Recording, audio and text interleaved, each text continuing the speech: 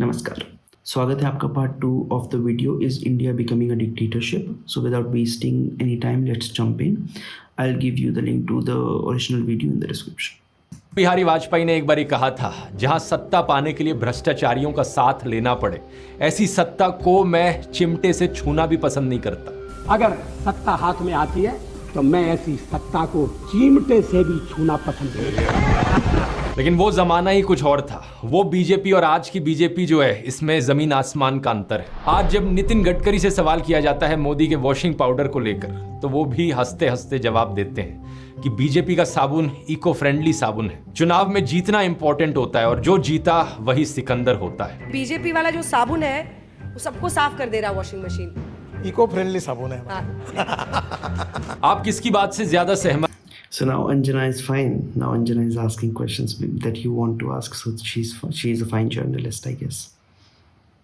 हो आज के नितिन गडकरी जी या पहले के अटल बिहारी वाजपेयी जी? कमेंट्स में लिख के बताना। पैसे का लालच और ईडी के प्रेशर के बाद भी अगर कोई ऑपोजिशन पॉलिटिशियन बीजेपी को ज्वाइन नहीं करता तो उनके खिलाफ जो कार्रवाई है वो चलती रहती है और कई केसेस में उन्हें बिना कॉन्विक्ट किए जेल में डाल दिया जाता है और कई महीनों तक वो जेल में पड़े रहते हैं। आम आदमी पार्टी के एमपी राघव चड्ढा ने बताया कि अगर मनीष सिसोदिया, सत्येंद्र जैन, अभिषेक बैनर्जी, संजय राउत, फारूक अब्दुल्ला, तेजस्वी यादव ये बीजेपी ज्वाइन कर लेना, ईडी और सीबीआई जितने भी केसेस इनके खिलाफ चला रही है वो सारे बंद हो जाएंगे इमीडिएटली। और मनीष सिसोदिया और सत्येंद्र जैन को जो जेल में डाल रखा है वो तुरंत जेल से बाहर आ जाएंगे। अब कॉन्विक्शन के बाद किसी को सजा काटने के लिए जेल में डाला जाए वो अलग बात है, लेकिन यहाँ पर कॉन्विक्ट प्रूफ करने से पहले ही ऑपोजिशन पॉलिटिशियंस को जेल भेजा जा रहा है। सबसे खराब बात तो ये है कि जिन राघव चड्ढा ने कहा है, सो आई गेस सही कहा होगा। स्टेट्स में ऑपोजिशन की सरकारें एग्जिस्ट करती हैं, वहां पर उन्हें काम भी नहीं करने दिया जाता।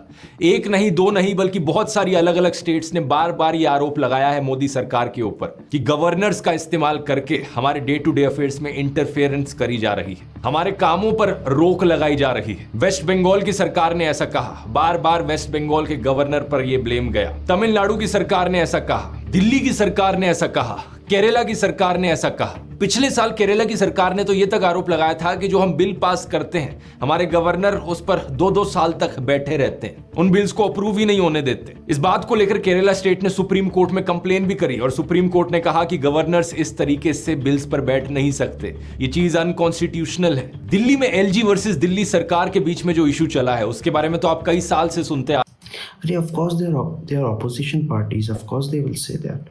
Come on. रहे होंगे।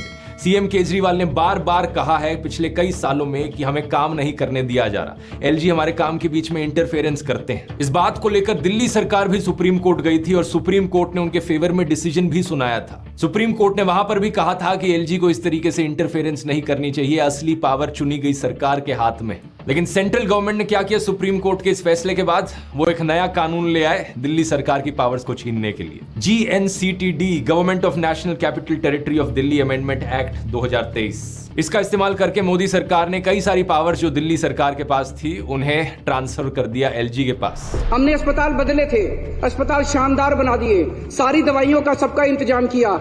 इन्होंने अफसरों के ऊपर उनकी हाथ मरोड़ के उन दवाइयां बंद करा दी। इन्होंने टेस्ट बंद करा दिए। मोहल्ला क्लिनिक में 3 महीने तक पिछले साल मोहल्ला क्लिनिक में टेस्ट नहीं हो पाए। इन्होंने पेमेंट रोक दी लेबोरेटरीज की। इतने गंदे और इतने घटिया लोग हैं ये लोग। एक दिन एक ऑर्डर पास करके इन्होंने दिल्ली के सारे सरकारी अस्पतालों के डेटा एंट्री ऑपरेटर हटा दिए। अब अस्पताल के अंदर रजिस्ट्रेशन करने वाला कोई नहीं बचा। अरे करना क्या चाहते हो? दिल्ली के लोगों को मारना चाहते हो क्या? जरा खुद ही सोचकर देखो दोस्तों, आप अगर आप एक मोदी फैन हो तो एक सेकंड के लिए उस ख्याल को अपने दिमाग से निकाल दो और सच्चे दिल से अपने आप से पूछकर देखो, अगर प्रधानमंत्री मोदी को सही में देश की चिंता होती, देशवासियों की चिंता होती, तो क्या वो ऐसी हरकतें करते?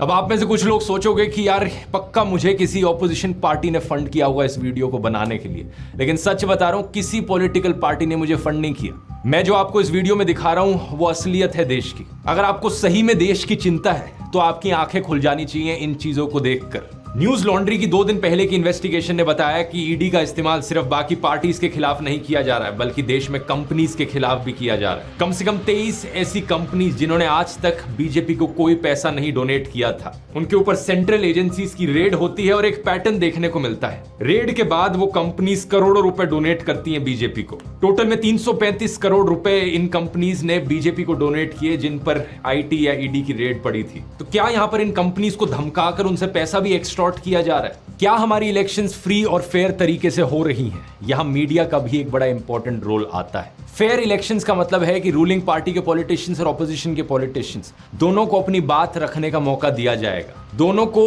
मोर और लेस इक्वल कवरेज मिलेगी मीडिया पर। लेकिन हमारे मीडिया में क्या देखने को मिल रहा है? दिन रात 2400 घंटे सिर्फ सरकार की तारीफ करी जाती है, रूलिंग पार्टी की तारीफ करी जाती है, उन्हीं की ही चीजें सुनाई जाती है। देश की हर माँ ये चाहती है कि उसका बेटा प्रधानमंत्री मोदी जैसा बने, और हर बेटा भी खुद को नरेंद्र मोदी से जोड़कर देखना चाहता है। मोदी जी के पास हर चीज का सॉल्यूशन है। पीएम मोदी जैसा कोई नहीं। मोदी ने न्यू इंडिया बनाया है। PM number 1। Opposition Come on, don't like एक 2 सेकंड की क्लिप्स निकाल के don't put them together and project it like that, because अभी अंजना की एक क्लिप चलाई थी जिसमें she was asking Nitin Gadkari about a critical question. So don't do that. But okay, maybe the media is favoring the ruling party a little bit, but that is not entirely their fault, because I have seen a lot of times कि opposition party वाले media को हमेशा गाली देते रहते हैं। तो तुम गाली भी देते हो and you expect them to be very friendly and familiar with you, so you can't have the both things, right? Parties चाहे पूरी की पूरी भारत जोड़ो यात्रा निकाल लें या अपनी प्रोमिसेस जनता के सामने करें। एक समय हुआ करता था देश में जब दूरदर्शन पर रूलिंग पार्टी और ऑपोजिशन पार्टी के पॉलिटिशियंस इलेक्शन की डिबेट करते थे न्यूज चैनल पर साथ में बैठकर। दोनों को अपनी बात रखने का अधिकार था। क्या आज के दिन दूरदर्शन ऐसा कर सकता है? आज तो बीजेपी स्पोक्स पर्सन को बोलने की भी जरूरत नहीं पड़ती, क्योंकि टीवी एंकर्स खुद बीजेपी स्पोक्स पर्सन बने बैठे हैं। जनता के बिहाफ पर सरकार से सवाल Come on, he died. Be a little considerate. करने की जगह वो सरकार को ही डिफेंड करते हैं, और इतना डिफेंड करते हैं कि वो बढ़ती बेरोजगारी I was referring to Rohit Sardana by the way. के लिए युवाओं को जिम्मेदार ठहराना भी शुरू कर देंगे। और अगर आपने इलेक्शंस में किसी ऑपोजिशन पार्टी को जिता दिया तो जनता को ही गालियां देना शुरू कर देंगे। और जनता ने राष्ट्रीय मुद्दों और बीजेपी को नकार दिया। जब हम वोट डालेंगे तो वोट इस चीज पर डालेंगे कि मुफ्त में कौन कौन सी चीज कहां पर लगी हुई है। एनडीटीवी आखिरी TV channel Well, yeah, Sudhir Chaudhary का तो थोड़ा ज़्यादा मेल्टडाउन हो गया था after Delhi elections, I think वो तो ज़्यादा हो गया था जो हिम्मत कर but recently he has been asking some questions, and then that's what I'm talking about, right? Recently he asked some questions, तो लोग उस पर कमेंट कर रहे थे कि पैसा नहीं मिला लगता है इस महीने, पेमेंट नहीं आई, कुत्ते को बिस्किट नहीं मिला। So after seeing all these comments, after seeing all these reactions, then he will go back to what he was doing before. So please keep that in mind, that if they start to do something that you like them to do, then appreciate it. करता था सरकार से सवाल करने की। Ultimately उसे भी प्रधानमंत्री मोदी के दोस्त गौतम अडानी ने खरीद ली। आज के दिन टीवी न्यूज का पूरी तरीके से अंतिम संस्कार हो चुका है देश में। सरकार जनता के पैसे से एडवर्टाइजमेंट के नाम पर इन टीवी चैनल्स को बहुत सारा पैसा देती है, और ये टीवी चैनल्स जनता की ही आवाज को दबाने का काम करते हैं। अगर असली खबरें आप तक पहुंचे ही ना, तो क्या आप फ्री और फेयर तरीके से डिसाइड कर पाओगे किसे वोट देना है? 77 दिन तक मणिपुर जलता रहा, टीवी चैनल्स पर कोई स्पेशल रिपोर्ट नहीं की गई। रिसेंटली सीएजी ने 12 रिपोर्ट्स प्रेजेंट करी थी, जिसमें ढेर सारी इरेगुलरिटीज देखने को मिली और करप्शन के इंस्टेंसेस देखने को मिले सरकारी डिपार्टमेंट्स और मिनिस्ट्रीज में। आयुष्मान भारत स्कीम में 9 लाख से ज्यादा लोग सिर्फ 3 मोबाइल नंबर्स का इस्तेमाल कर रहे थे। करोड़ों रुपए स्पेंड किए गए 3400 पेशेंट्स की ट्रीटमेंट पर, जिन्हें ऑलरेडी मुर्दा घोषित कर दिया गया था। जब सीएजी की तरफ से ये रिपोर्ट सामने आई तो सीएजी के ऑफिसर्स का उठाकर ट्रांसफर कर दिया सरकार ने। क्या आपने खबर टीवी चैनल्स पर सुनी? नहीं सुनी होगी, कैसे पहुंचेगी आप? अच्छा, दूसरी मिसअंडरस्टैंडिंग लोगों की रहती है कि लोग डेमोक्रेसी को मेजॉरिटेरियनिज्म से कंफ्यूज कर देते हैं। इमेजिन करो आप एक गाड़ी में बैठकर जा रहे हो 5 लोगों के साथ। एक बंदा उस गाड़ी में बैठा कहता है कि मुझे बहुत तेज म्यूजिक सुनना है, लाउड म्यूजिक चलाओ। वो अपने दोस्त और ड्राइवर को कन्विंस कर लेता है कि हाँ भाई, लाउड म्यूजिक बजना चाहिए गाड़ी में। लेकिन आप ट्रैवल कर रहे हो अपने पिता के साथ जिन्हें हार्ट की प्रॉब्लम है। आप कहते हो कि नहीं, लाउड म्यूजिक नहीं बजना चाहिए। वो बंदा कहता है ठीक है डेमोक्रेसी है, चलो वोट करते हैं, और 3 लोग वोट करते हैं कि लाउड म्यूजिक बजना चाहिए। आप और आपके पापा 2 लोग कहते हो कि नहीं बजना चाहिए। मेजॉरिटी ने वोट किया कि लाउड म्यूजिक बजना चाहिए, डेमोक्रेसी है, इसका मतलब गाड़ी में तेज तेज लाउड म्यूजिक बजेगा। क्या ये सही मायनों में डेमोक्रेसी है? नहीं, ये स्टुपिडिटी है। इसका एक रियल लाइफ में छोटे स्केल पर एग्जांपल दूं तो एक गुड़गांव की सोसाइटी से इस सर्कुलर को देखिए। Dear residents, this is to inform you that two wheeler not permitted inside our society as per decision of the management. मतलब सोसाइटी के अंदर सिर्फ गाड़ियां जाएंगी लेकिन स्कूटर्स और मोटरसाइकिल्स नहीं जा सकती। खुलेआम डिस्क्रिमिनेशन देखो। भाई जो मैनेजमेंट है, RWA वाले हैं, उन्हें लोगों ने ही तो इलेक्ट किया है। तो आपको अगर ये रूल पसंद नहीं आ रहा, आप चुप बैठे रहो, क्योंकि मेजॉरिटी लोगों का यहाँ पर कंसेंट है, उन्होंने ही RWA वालों को इलेक्ट किया है। जो लोग डेमोक्रेसी और मेजॉरिटेरियनिज्म को कंफ्यूज करते हैं एक दूसरे से, उनकी यही सोच होगी। ये सिर्फ एक सोसाइटी की बात नहीं है, ढेरों सोसाइटीज हैं ऐसी देश भर में जहां पर एक से बढ़कर एक स्टूपिड रूल्स आपको देखने को मिलेंगे। 2019 के इस आर्टिकल को देखिए। एक बैंक एम्प्लॉय कह रही है कि उनकी बहन को कोई अपार्टमेंट रेंट पर ही नहीं मिला, क्योंकि बहुत सी RWAs ने उन्हें ब्लैकलिस्ट कर दिया सिर्फ इसलिए क्योंकि उनकी बहन एयर हॉस्टेस थी। कुछ सोसाइटीज कहती हैं कि हम एयर हॉस्टेस को अपार्टमेंट रेंट पर नहीं दे सकते अपनी सोसाइटी में, क्योंकि उनके ऑड टाइमिंग्स होते हैं। अक्सर ये RWAs जो चाहे वो उठपटांग रूल बना देते हैं। जैसे नोएडा की कुछ सोसाइटीज में एंट्री और एग्जिट फीस लगाई गई है कि आप हमारी सोसाइटी में एक अपार्टमेंट रेंट करना चाहते हो तो उसकी एक एंट्री फीस देनी पड़ेगी, और जो रेंट आप लैंडलॉर्ड को पे कर रहे हो वो तो वैसे ही पे करोगे, लेकिन और जब छोड़कर जाओगे हमारी सोसाइटी, अब एक एग्जिट फीस भी है। देश में लोकल लेवल पर जो मेजॉरिटेरियनिज्म देखने को मिलता है, ये RWAs उसका सबसे अच्छा उदाहरण है। वैसे यहाँ डेमोक्रेसी और मेजॉरिटेरियनिज्म की बात करते हुए एक ऑडियो बुक मैं आपको रेकमेंड करना चाहूंगा कुको FM पर, फैशिज्म एंड डेमोक्रेसी। ये जॉर्ज ऑरवेल की बुक अडेप्शन है जो आपको बहुत ही सिंपल। आई डोंट नो इस सब जो ये सोसाइटी की मेजॉरिटेरियनिज्म था, इसका क्या रिलेशन है। I hope you will come to that point.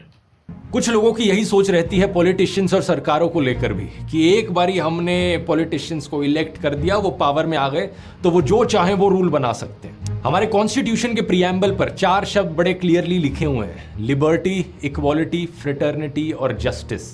ये 4 शब्द डेमोक्रेसी के कॉर्नरस्टोन्स हैं। इनफैक्ट डॉक्टर अंबेडकर तो एक स्टेप और आगे चले गए थे। उन्होंने कहा था कि ये 4 शब्द जिंदगी की प्रिंसिपल्स हैं। तो मेजॉरिटी वोट का मतलब ये नहीं कि आप किसी के नेचुरल राइट्स छीन सकते हो, डिस्क्रिमिनेशन कर सकते हो और नॉनसेंस रूल्स बना सकते हो। यही रीजन है कि सरकार के द्वारा लिए गए कुछ फैसलों को हम कह सकते हैं कि वो डेमोक्रेसी के खिलाफ है। सुप्रीम कोर्ट की भाषा में वो अनकॉन्स्टिट्यूशनल है। जैसे कि अभी कुछ ही दिन पहले सुप्रीम कोर्ट ने इलेक्टोरल बॉन्ड्स की स्कीम को स्ट्राइक डाउन किया, उसे अनकॉन्स्टिट्यूशनल बताते हुए। कोर्ट ने कहा कि सरकार ने आर्बिट्ररी रूल बनाया था।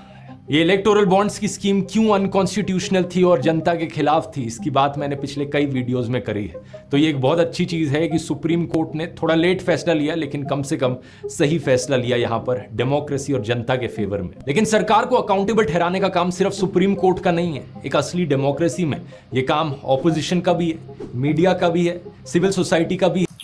इवन जो ये इलेक्टोरल बॉन्ड से जो पैसा आया है, इसकी इंफॉर्मेशन भी I think they will make, election commission has been told to make public, so let's see what comes out. और जनता का भी है, और इसी रीजन से RTI जैसे मैकेनिज्म्स एग्जिस्ट करते हैं, राइट टू इन्फॉर्मेशन एक्ट, जिससे कि हमें डेटा मिल पाए सरकार के बारे में। सेम रीजन की वजह से मीडिया को 4th पिलर ऑफ डेमोक्रेसी कहा जाता है कि वो सरकार को अकाउंटेबल ठहराएगा। लेकिन आज के दिन की हालत क्या है? टिल डेट प्रधानमंत्री मोदी ने 0 प्रेस कॉन्फ्रेंसेस करी हैं जहां पर अनस्क्रिप्टेड सवाल उनसे पूछे गए हों। अकाउंटेबिलिटी बिल्कुल 0 है। प्रेस कॉन्फ्रेंस तो छोड़ो, एक अनस्क्रिप्टेड सवाल तक सुनने की हिम्मत नहीं है उनमें। जब मनमोहन सिंह, अरे तो if PM doesn't do that, then there are certain representatives who do that. It's not like कि सिर्फ PM से ही बात कर सकते हो. You can talk to the people who are in government. You can talk to a spokesperson. Dr. Jaishankar conducts press conferences and Amit Shah conducts press conferences. इसका मतलब this is not something like you should be crying about. जी प्रधानमंत्री थे, उन्होंने कम से कम 107, And even if he does, I know what people will be asking. कि गोधरा में क्या हुआ था, गोधरा में क्या हुआ था। 17 बार प्रेस कॉन्फ्रेंसेस करी थी या प्रेस को एड्रेस किया था। हमारे देश में जब आखिरी बारी प्रॉपर प्रेस कॉन्फ्रेंस करी गई थी प्रधानमंत्री के द्वारा, उस दिन को 10 साल से ज्यादा हो चुके हैं। उस आखिरी प्रेस कॉन्फ्रेंस में 62 अनस्क्रिप्टेड क्वेश्चंस पूछे गए थे प्रधानमंत्री मनमोहन सिंह से, और 100 से ज्यादा जर्नलिस्ट मौजूद थे। एक सच्ची डेमोक्रेसी में यही अकाउंटेबिलिटी रीजन है जिसकी वजह से पब्लिक को भी प्रोटेस्ट करने का अधिकार दिया जाता है। अगर हमारे देश के द्वारा चुने गए मैनेजर्स आरटीआई के सामने अकाउंटेबिलिटी में इंटरेस्टेड नहीं है, मीडिया के सामने अकाउंटेबिलिटी नहीं दे सकते, तो जनता के सामने तो उन्हें अकाउंटेबिलिटी देनी पड़ेगी। इसका एक पॉजिटिव एग्जाम्पल हाल ही में यूपी में देखने को मिला, जब उत्तर प्रदेश की सरकार ने एक बड़ा ही अजीबोगरीब अनडेमोक्रेटिक रूल बनाया। उन्होंने कहा कि कोचिंग सेंटर्स के लिए गाइडलाइंस हैं कि वो लड़कियों के लिए क्लासेस रात के 8 बजे के बाद ना कंडक्ट करें। अगर वो करेंगे तो उनके खिलाफ एक्शन लिया जाएगा। और सरकार ने अपनी तरफ से क्या जस्टिफिकेशन दिया, ये लड़कियों की सेफ्टी के लिए किया जा रहा है। लेकिन क्या इस बात में कोई सेंस है? लड़कियों को जिनसे खतरा है उनको कंट्रोल करने की बजाय आप लड़कियों को पिंजरों में डाल रहे हो। बहुत सी सोशल एक्टिविटी ने इसके खिलाफ प्रोटेस्ट किया, इन रूल्स के खिलाफ, और प्रोटेस्ट के बाद यूपी गवर्नमेंट ने इस बैन को वापस भी ले लिया। ये छोटा सा इंसिडेंट दिखाता है Yes, it was a little over the top, I guess. Maybe security tight karo, maybe take some measures, maybe spread awareness in society. It's not the right solution to restrict the victims or the would-be victims. है कि जनता की क्या ताकत है एक democracy में। लेकिन अगर लोगों से प्रोटेस्ट करने का अधिकार ही छीन लिया जाए तो? हाल ही में जब किसान दोबारा से उतरे सड़कों पर प्रोटेस्ट करने के लिए, तो सरकार ने नोकीली कीलों के साथ उनका स्वागत किया। कुछ जगहों पर सड़कों की खुदाई कर दी गई, सड़कों को कंप्लीटली ब्लॉक करने के लिए। फिर किसानों के ऊपर रबर बुलेट्स चलाई गई, उनके ऊपर टीयर गैस फेंकी गई, वो भी ड्रोन्स का इस्तेमाल करके, मानो ये कोई वॉर जोन हो। जो फोटोज थी बॉर्डर की क्रॉसिंग की, ऐसा लग रहा था कि देश का ये बॉर्डर हो चाइना के साथ। वहां भी इस तरीके से इंतजाम नहीं किए होते। और खबरों में अब रिपोर्ट किया जा रहा है कि कम से कम 3 किसान अंधे हो गए पुलिस के द्वारा चलाई गई इन रबर बुलेट्स की वजह से। इस प्रोटेस्ट के पीछे क्या कारण है, किसानों की क्या मांगे हैं, इसकी बात एक सेपरेट वीडियो में करेंगे। लेकिन अभी के लिए इस बात से फर्क नहीं पड़ता। पॉइंट यहां पर यह है कि एक पीसफुली प्रोटेस्ट करने वाले आम इंसान को सरकार इस तरीके से ट्रीट करे, क्या यह सही है? इससे पहले रेसलर्स प्रोटेस्ट हुआ, वहां भी वही बर्ताव देखा गया पुलिस का। पिछले फार्मर प्रोटेस्ट में भी यही देखा गया, कितने ही किसानों की जानें गई उस प्रोटेस्ट के दौरान। 2021 के इस आर्टिकल के अनुसार कम से कम 600 किसान मारे गए थे उन पिछले फार्मर्स प्रोटेस्ट में। और ये तो वो प्रोटेस्ट है जिनकी बात आपको खबरों में थोड़ी सुनने को मिल जाती है, क्योंकि एक लिमिट से ज्यादा बड़े हो गए हैं प्रोटेस्ट। इसके अलावा जो ज्यादातर प्रोटेस्ट देखने को मिले हैं पिछले सालों में, उनकी तो कभी खबरों में बात तक ही नहीं करी गई। क्या आप जानते थे 240 दिन से ज्यादा लंबे चले कश्मीरी पंडित के प्रोटेस्ट के बारे में? सरकारी एम्प्लॉइज जो ओल्ड पेंशन स्कीम को लेकर प्रोटेस्ट कर रहे हैं, या 400 दिन लंबा चल रहा प्रोटेस्ट हिस्सा, तो ये तो पता था ओल्ड पेंशन स्कीम वाला, हार में दूरदर्शन केंद्र के क्लोजिंग के खिलाफ, या पिछले साल हुआ डॉक्टर्स का प्रोटेस्ट, या अनएम्प्लॉयड यूथ का प्रोटेस्ट। ये मत समझना कि आपका यहाँ पर कुछ लेना देना नहीं है क्योंकि आप इन प्रोटेस्ट में भाग नहीं ले रहे, क्योंकि कल को अगर आपके साथ कुछ भी अन्याय होता है, सरकार कोई भी ऐसा फैसला ले लेती है जो आपके खिलाफ जाता हो, और आप अपनी आवाज उठाने के लिए प्रोटेस्ट करने निकलते हैं, तो क्या लगता है आपको ऐसे ट्रीट नहीं किया जाएगा जैसे इन किसानों को आज ट्रीट किया जा रहा है? आपको स्पेशल हो क्या? अगर सरकार सभी प्रोटेस्टर्स को इसी तरीके से ट्रीट कर रही है तो आपको कोई स्पेशल प्रिविलेज नहीं मिलेगी। अब ये सवाल जो मैंने आपसे वीडियो के शुरू में पूछा था, मैं दोबारा पूछना चाहूंगा, क्या डेमोक्रेसी आज के दिन देश में अभी भी जिंदा है क्या? आपका जवाब इसको लेकर कुछ भी हो, लेकिन एक चीज तो पक्की है,